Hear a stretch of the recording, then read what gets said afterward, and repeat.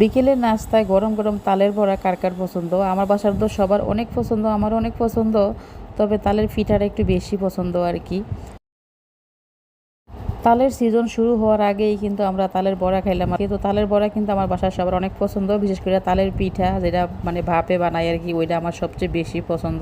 তালের পিঠা তালের বড়া পছন্দ হইলেও তাল প্রসেসিং করাটা আমার কাছে অনেক ঝামেলার মনে হয়। তো এই কারণে আমি তাল ঝামেলার কারণে আমি এসব আসলে করতে চাই না। তো আমার ছোট বোনের বাসা তালের রসা ছিল গত বছরের, ভাবলাম এগুলা খাইয়ে শেষ করার দরকার। আবার নতুন তালের সিজন এসে পড়ছে, এখন কিন্তু বাজারে তালের আটি অ্যাভেলেবেল পাওয়া যায়। কিছুদিন পর আবার পাকা তালও বাজারে পাওয়া যাবে। তো ভাবলাম এটি খাইয়ে শেষ করি, তারপরে আবার সিজনে ফ্রিজে রেখে দিলে যে কোনো সময় করে খাওয়া যায়। তো আমার বোনে বেশিরভাগ তালের রস করে, আমি আসলে করি না।